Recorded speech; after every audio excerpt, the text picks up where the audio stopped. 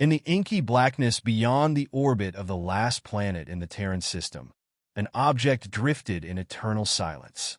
It was an enormous alien vessel, constructed of dark, weathered metal, its design like nothing ever encountered by human explorers. Time had worn it down. Its surface was riddled with scars from centuries of drifting through asteroid fields, cosmic dust storms, and countless unknown threats. This ship had been forgotten by the universe, its origins a mystery. But all that was about to change, a curious discovery. 12-year-old Luna McAllister was not like most children. While other kids her age played virtual reality games or explored the newest social networks, Luna was obsessed with space. Growing up on the research station Galileo 4, located at the outer edge of human-colonized space, she spent her free hours with her telescope, searching the void for anything new or unusual. Her parents, both scientists, often worried about their daughter's solo adventures. "You've got the curiosity of a cat," her father liked to say, "and you know what they say about curiosity." But Luna would just grin. "Well, Dad, I'm not a cat, am I?" And with that, she'd run off to explore. One day, as she peered through her telescope, something caught her eye, a faint glimmer at the edge of a nearby asteroid belt. At first, she thought it was just a piece of space debris. But it didn't move like debris. It drifted lazily, as if under its own control, yet it lacked the telltale propulsion trails of any known craft. Luna's heart raced. This was no ordinary rock. After a bit of pleading, she convinced her parents to let her take one of the station's scout ships. "It's just a quick trip," she insisted. "I'll be back before dinner." Reluctantly, they agreed, but only after loading the ship's navigation system with an automatic return protocol. Luna strapped herself in, fired up the engines, and soon the stars blurred around her as the small vessel leapt into hyperspace. The derelict ship, the alien craft, loomed before her, ancient and massive. It looked like a broken skeleton of some long-dead beast, its twisted spires and jagged edges clawing at the surrounding darkness. Luna's ship drifted closer, her excitement barely contained. She scanned the vessel, trying to make sense of it. No power signatures, no heat signatures, not even a distress beacon, she muttered. "What are you?" Against her better judgment and the safety protocols her parents had drilled into her, Luna donned her spacesuit and tethered herself to her ship. The airlock hissed as she stepped out, the vast emptiness of space enveloping her. The derelict ship seemed to groan as she touched down on its surface. With her heart pounding in her ears, Luna made her way to what she assumed was an entry hatch. It was sealed shut, but her clever hands and a few tools were enough to override the rusted mechanisms. The hatch groaned open, releasing a musty, stale smell, like a crypt that had been sealed for centuries. She stepped inside, her helmet lamp casting a narrow beam into the darkness. The interior was vast, with corridors and rooms that seemed to stretch endlessly.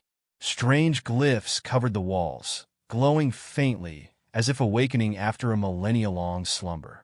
The alien technology was both mesmerizing and baffling to her young mind. "I've got to be the first human to see this," Luna whispered, her voice trembling with awe. "The lonely guardian." As she explored deeper, Luna felt like she was being watched. The hair on the back of her neck prickled, but whenever she turned, there was nothing there. The corridors led her to a central chamber, where she discovered a massive, dormant device. It looked like a throne, but the creature that once occupied it was long gone, its bones crumbled into dust. On the floor, however, lay a small, spherical drone, its surface covered in strange, pulsing lines. Luna knelt beside it, her curiosity piqued. As she reached out to touch it, the sphere emitted a faint hum and then rose into the air, hovering just in front of her face. A projection flickered to life, revealing an alien script that Luna couldn't decipher. But then, as if sensing her confusion, the drone's projections shifted into something understandable, a language translation. "I am Taral," it communicated, "guardian of this vessel. It has been a long time since I encountered another mind." Luna's eyes widened. You understand me?" "Yes. I've been drifting alone for millennia. All my creators perished long ago. Luna's heart ached at the loneliness in its voice. What happened here? A series of images flashed before her. Alien creatures, tall and majestic, standing on a lush world. Then came darkness, explosions, a planet engulfed in flames, and finally, the ship departing into the void. My creators were destroyed by a malevolent force. They built me to protect this vessel, but I was too late. I could not save them. Luna reached out to the drone, placing a hand on its smooth surface. I'm sorry, Tyrell. A new mission. The Guardian drone remained silent for a moment, then whirred softly. You are different. Your mind is not like my creators, yet you are curious, compassionate. It paused, as if considering something.